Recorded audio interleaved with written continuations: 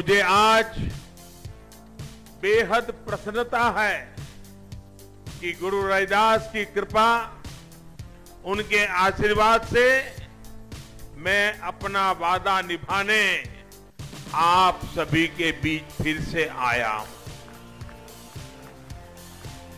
साल 2016 में आज ही के पवित्र दिवस पर मुझे यहां मत्था टेकने और लंगर छकने का अवसर मिला था। तब मैंने इस पूरे प्रांगण और गुरु के जन्म स्थान के सुंदरीकरण और उसको विकसित करने की बात आप सबको कही थी। उसके बाद जब यूपी में योगी जी की अगुवाई में सरकार बनी तो मैंने उनसे एक व्यापक प्रोजेक्ट रिपोर्ट बनाने का आग्रह किया। मुझे प्रसन्नता है कि जिसकी मांग आप दशकों से कर रहे थे, जिसकी आवश्यकता यहां महसूस हो रही थी, सरकारें आती गई, बातें करती गई, लेकिन आपकी आशा कभी पूरी नहीं हुई। उसको पूरा करने की तरफ आज एक मंगल कार्य का आरंभ हुआ है।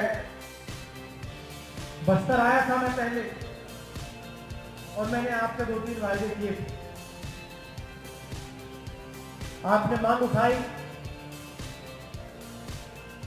आप मेरे पास आए और आपने कहा था कि टाटा प्लांट में आपकी जमीन थी,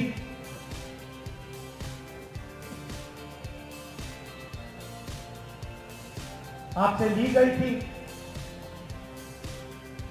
और उस पर 10 साल से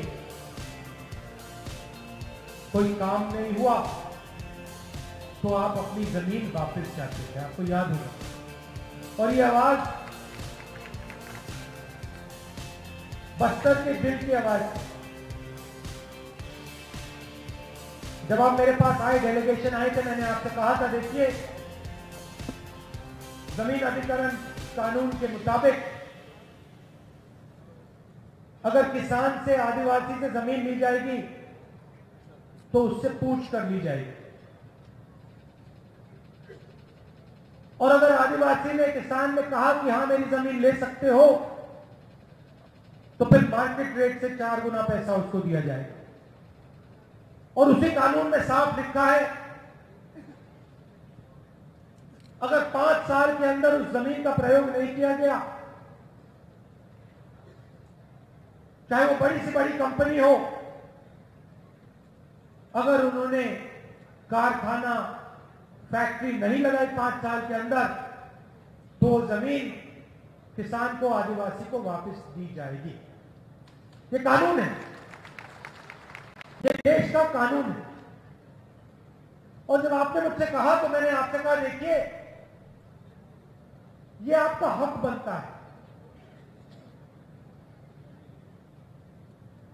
ये आपकी जमीन, और अगर कानून में लिखा है कि 5 साल के अंदर अगर काम नहीं हुआ तो जमीन वापस जाएगी, तो मैं गारंटी करके आपको कहता हूं, छत्तीसगढ़ की कांग्रेस पार्टी गारंटी करके कहती है कि कानून को हम लागू करके दिखा